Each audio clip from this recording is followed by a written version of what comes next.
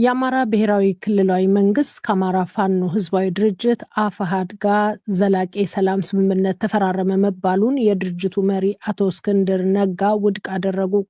አቶ እስክንድር ነጋ ዛሬ ለዶይቼ ቬለ እንዳሉት ድርጅታቸው ከመንግስት ጋር አልተደራደረም፣ የመደራደር ፍላጎትም የለውም። የአማራ ክልል ርዕሰ መስተዳድር አረጋ ከበደ የአማራ ፋኖ ህዝባዊ ድርጅትን ወክለው ከቀረቡት ካፒቴን ማስረሻ ሰጤ ጋር ባለፈው ሳምንት ነበር በይፋዊ ስነ ስርዓት አዲስ አበባ ውስጥ መፈራረማቸው የተገለጸው። ታምራት ዲንሳ ከአፋሕድ ሰብሳቢ አቶ እስክንድር ነጋ ጋር በዚህ ጉዳይ ላይ አጭር ቃለ ምልልስ አድርጓል። አቶ እስክንድር ነጋ የአማራ ፋኖ ህዝባዊ ድርጅት አፋሕድ ዋና ሰብሳቢ፣ ለቃለ ምልልሳችን ተባባሪ በመሆነው ከልብ አመሰግናለሁ። እኔም አመሰግናለሁ ጋዜጠኛ ታምራት። እንግዲህ አቶ እስክንድር፣ ካፒቴን ማስረሻ ሰጤ የአማራ ፋኖ ህዝባዊ ድርጅት ወክለው ከአማራ ክልል መንግስት ጋር የሰላም ስምምነት መፈራረማቸውን ከሰማን በኋላ እርስዎ ስምምነቱ የአማራ ፋኖ ህዝባዊ ድርጅት አፋሕድን እንደማይወክል አሳውቀዋል ሲባል ነው የሰማነው። ይህ እውነት ከሆነ አፋሕድ ተከፋፍሏል ማለት ነው? አመሰግናለሁ ጋዜጠኛ ታምራት።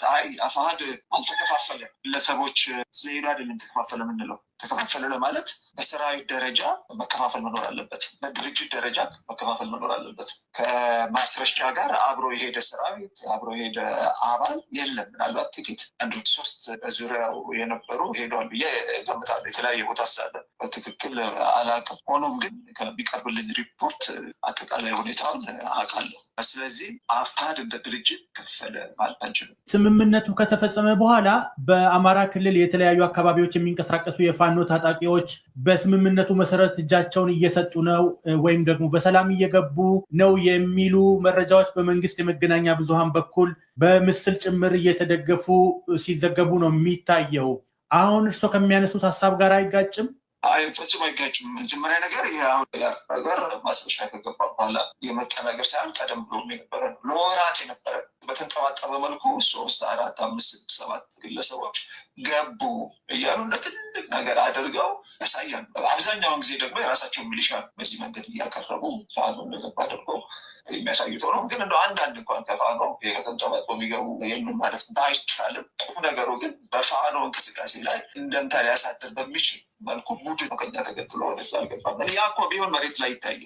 አሁን ሰሞኑን በጋርዲያን ጋዜጣ ላይ የወጣው ሪፖርት ሁላችንም አይተነዋል። 80% ክልሉ በእኛ እጅ ነው፣ በፋኖ እጅ ነው ያለው፣ በተለያዩ የፋኖ አደረጃጀቶች እጅ ነው ያለው። እነሱ እንደሚሉት ከፋኖ ትልቅ ኃይል ወደዛ ገብቶ ቢሆን ኖሮ መሬት ላይ የሚታይ ለውጥ ይመጣ ነበር።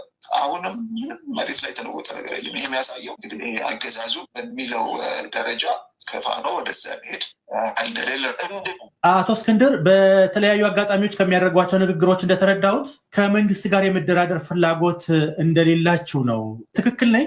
የመደራደር ዓላማ የመደራደር ፍላጎት በእኛ በኩል አሁን ባለው ተጨባጭ ሁኔታ የለም። ለምን አሁን እኮ የተከሰተው ነገር በራሱ ግልጽ አድርጎ ፍትው አድርጎ አቀምጦታል። እኛ ሳንደራደር ተደራደሩ ያለው ይሄ የመደራደርን ጉዳይ የሰላምን ጉዳይ ለፕሮፓጋንዳ እንደሚፈልገው ማሳያ ነው። ከዚህ በላይ ምንም ማሳያ የለም። በትክክል ለድርድር የተጨነቀ የሚያስብ አገዛዝ ቢሆን ኖሮ እንደዚህ አይነት ውሸት ውስጥ ባልገባ ኖሮ። ስለዚህ ይሄ በእኛ ፍላጎት ብቻ የሚወሰን ነገር አይደለም። በአገዛዙ በኩል ራሱ የመደራደር የሰላም አጀንዳ የለም። የዓለም አቀፉ ማህበረሰብ አንቆ ስለያዘው ነገር በድርድር ፍቱ፣ ይህን ነገር በሰላም ፍቱ የሚል ግፊት ስላለበት ለእሱ ምላሽ እንዲሆንለት ነው የሰላምና የድርድር ነገር የሚያነሳው እንጂ ልቡ ውስጥም የለም። ዞሮ ዞሮ በእኛ በኩል መሬት ላይ እያሸነፍን ስለሆነ ልናሸንፈው የሚገባ ማገዛዝ መሆኑ ስለምናውቅ የመደራደር አጀንዳ ለጊዜው የለም። አቶ እስክንድር፣ እንደዚያ ከሆነ አሁን እርስዎ እንደሚሉኝ ከሆነ በአማራ ክልል የቀጠለው ግጭት ማብቂያው ምን ሊሆን ነው? ይሄ እንዳልኩት በአገዛዙ በኩል እስከ መጨረሻ ድረስ ወታደራዊ ሜዳ ላይ ይሄ ጉዳይ መጨረሻ መቋጫ እስከሚያገኝ ድረስ ባለበት ይቀጥላል። ይሄ ያልኩት ከኛ ይልቅ ይህን የምፈልገው አገዛዙ፣ ከኛ ይልቅ በሰላም ላይ በር የዘጋው አገዛዙ። ይሄ ግልጽ መሆን አለበት ለማለት ነው። በአንድ ወገን በአንድ እጅ ማጨብጨብ ይቻላል። በአገዛዙ በኩል ለሰላምና የመደራደር አጀንዳ የለም። ይሄ ግልጽ መሆን አለበት።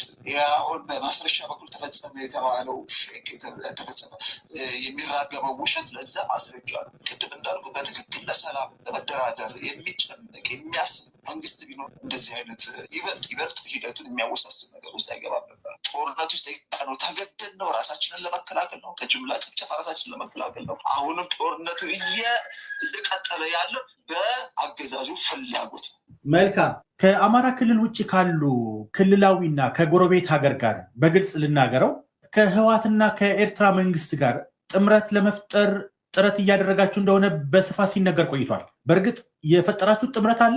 ይሄ ፈጽሞ ውሸት ነው። በተለይ ከህወሓት ጋር ሀሳቡም ይሄ ደግሞ ተጨባጭ የሆነ ፖለቲካ ምክንያት አለው። ህወሓት ከሚያደርጋቸው እንቅስቃሴዎች ከሚናገራቸው ነገር ተነስተን እዚህ አይነት ሀሳብ እንደሌለ ለህዝባችን ግልጽ ሊሆን ይችላል። ህወሓት እኮ ወልቃይትና ጠገዴ ራያን በኃይል ይይዛል። በአካባቢ ያለው ህዝብ ፈቀደም አልፈቀደም ይሄ ሉዓላዊ መሬቴ ነው። ልክ እንደ ነፃ ሀገር ሆነው ስለ ሉዓላዊ መሬት እያወራ ነው። በዚህ ሁኔታ ውስጥ እንዴት ነው መፍጠር የምንችለው? ከዛም ባሻገር በትግራይ ውስጥ ከፈጸመ ለሚለው ጄኖሳይድ በሶስተኛ ደረጃ ተጠያቂ የሚያደርገው አማራ ነው። አንድ ኤርትራ መንግስት ይከሳል፣ ሁለት መከላከያ ይከሳል፣ ሶስተኛ ደግሞ ላም ባለበት ኩበት ለቀማ እንዲባል ጭራሽ አንድም የአማራ ኃይል ተከታታይ ተሻግሮ ወደ ትግራይ ባልገባበት ሁኔታ አማራ ነው ተጠያቂ ያደርጋል። ስለዚህ በጄኖሳይድ እየከሰሰ አማራ ወልቃይትና ጠገዴና ራያን በኃይል አስመልሳለሁ እያለ ሉዓላዊ መሬቴ ነው እያለ እንዴት ብለን ነው ትብብር መፍጠር የምንችለው? እንዴት ብለን ነው አጋር መፍጠር የምንችለው? የኤርትራ መንግስት ድጋፍ ጠይቃችሁ አሊያም የኤርትራ መንግስት እናንተን ለመደገፍ ጠይቆ በዚህ መልኩ ጥምረት የተፈጠረበት አጋጣሚ ካለ?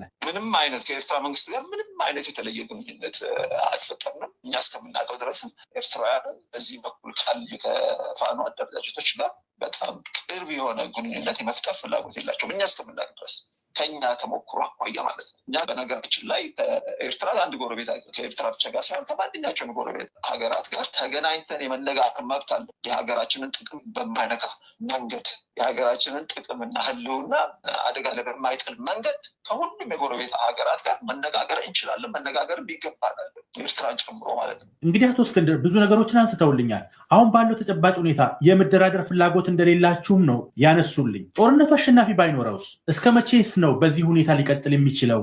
የመጨረሻውስ አማራጭ ምንድን ነው የሚሆነው?